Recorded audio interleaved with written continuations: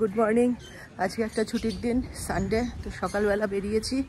এখন যাব আমি স্মার্ট বাজারে, মান্থলি গ্রসারি আজকে কেনার আছে। আজ প্রচণ্ড গরম, যা টেম্পারেচার আর হিউমিডিটি, তাতে মনে হচ্ছে ক্লোজ টু 40 তো হবেই টেম্পারেচার। আর তার থেকে বড়ো কথা হিউমিডিটি প্রচণ্ড। প্রথমে ভেবেছিলাম বাইক নিয়ে যাব, তারপর দেখলাম যে বাইক নিয়ে যাওয়াটা একদমই ঠিক হবে না, এত রোদে বাইক চালাতে পারবো না। এখন গাড়ি নিয়েই যাব। গ্যারেজে যাচ্ছি, গাড়ি বের করব। গাড়ি বের করে প্রথমে যাব আমি স্মার্ট বাজার। স্মার্ট বাজার থেকে তারপর যাব গাড়িটা ওয়াশ করতে। আজ সকালবেলা আমার একটু প্ল্যান ছিল বেরোনোর, যাওয়ার ইচ্ছে ছিল কোলাঘাটের দিকে, কিন্তু সকালবেলা ঘুম থেকে ওঠার পর দেখলাম প্রচণ্ড গরম, এত গরমে যাওয়া যাবে না। একটু যদি বৃষ্টি হয়, ওয়েদারটা একটু সুদিং হবে, তারপর বেরোনো যাবে। ইনফ্যাক্ট একদম হাওয়া নেই বাইরে, এতটাই গরম লাগছে। তো স্মার্ট বাজারে আজকে যেতেই হতো। এরপর আবার এক সপ্তাহ পুরো অফিস রয়েছে, ইন বিটুইন আমি আর টাইম পাবো না। তো আজকেই চলে যাই, গাড়ি নিয়ে যাব তো অতটা কষ্ট হবে না আশা করছি। তো চলুন দেখা যাক। গাড়ি বেরিয়ে গেছে, তো এখন যাব।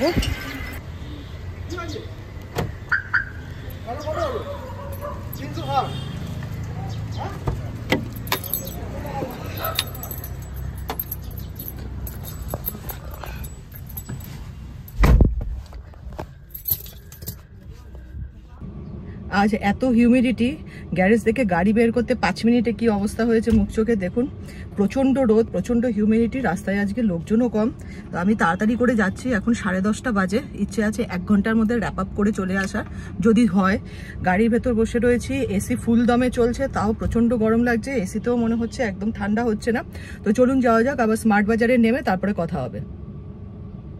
এসে গেছি স্মার্ট বাজারে, পার্কিং করে দিয়েছি। দেখুন একদম পার্কিং ফাঁকা, আমারই শুধু একটা গাড়ি ওখানে রয়েছে। তো এখন যাব এই দিক দিয়ে, দরজা এখান দিয়ে ঢুকে তারপর আমি ওপরে উঠবো। এটা হলো বেসমেন্ট, এখানে গাড়ি রেখে দিয়েছি। আর আমি যাবো এইদিকে সোজা, ওখানে দরজা। যারা বেসমেন্টে পার্কিং করে তাদের এই একটা সুবিধা আছে, বেসমেন্ট দিয়েই ঢুকে যেতে পারবে ভেতরে। স্মার্ট বাজারে ভেতরে ভিডিও অ্যালাউড না, তো আমি সমস্ত কিছু কেনাকাটা করে তারপর আবার বেরিয়ে আসছি।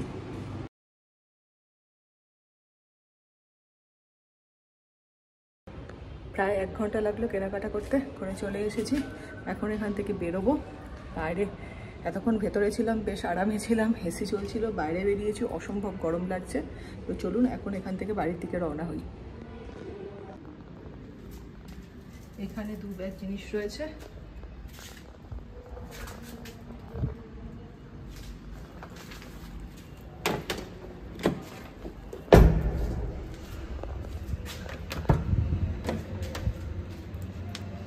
চলুন এবার বেরোনো যাক।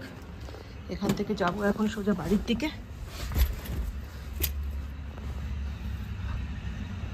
স্মার্ট বাজার থেকে বেরিয়ে এসেছি কারটাকে একটু ডিপ ক্লিন করাতে। এখানে নিয়ে এসেছি, এখানে আমাদের রয়েছে কার ওয়াশিং স্টুডিও। তো নিয়ে এসেছি, আর ওটা ডিপ ক্লিন হবে। এটা ভালোভাবে ইন্টেরিয়ারটাকে ভ্যাকুয়াম ক্লিনার করবে, আর বাইরেটা খুব ভালোভাবে পরিষ্কার করবে, ফোম ওয়াশ হবে। এখানে বসে আছি, এখন অনেক বেলাই হয়েছে, প্রায় 1টার মতো বাজে। আমার টাইম লাগবে, প্রায় 1 ঘন্টা লাগবে কারটা ওয়াশ করতে। অনেকদিন ডিপ ক্লিনিং করিনি, তো আজকে একটু ডিপ ক্লিনিং করবো। তো চলুন, আমি বসে একটু কোল্ড ড্রিঙ্ক কিনেছি, এটা খাই। খেতে খেতে তারপর কারটা ওরা ওয়াশ করবে, সেটার জন্য ওয়েট করবো। দেখেন এটাই হলো কার ওয়াশিং স্টুডিও। আমার বাড়ির একদম সামনে দাঁড়িয়ে আছে আমার গাড়ি। এখানে অনেকগুলো গাড়ি রয়েছে, পরপর ওয়াশ করবে।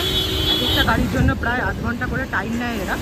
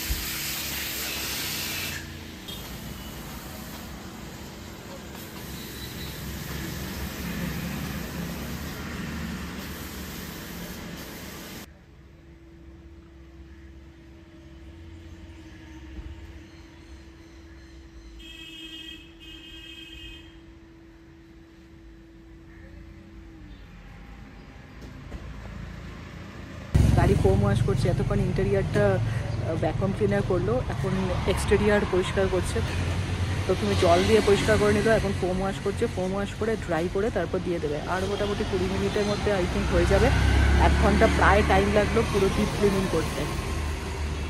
ওয়াশ হয়ে গেছে, 400 টাকা নিল। আমি বেরিয়ে পড়েছি, এখন একটু টায়ার প্রেশারটা চেক করাচ্ছি, এটা চেক করে তারপর বাড়ি চলে যাব। একটা ছোট্ট ভিডিও, ছুটির দিন সকালবেলা কি করলাম। তো আজকের ভিডিওটা আমি এখানেই শেষ করছি। আপনারা ভিডিও দেখুন, ভিডিও ভালো লাগলে চ্যানেল অবশ্যই সাবস্ক্রাইব করুন।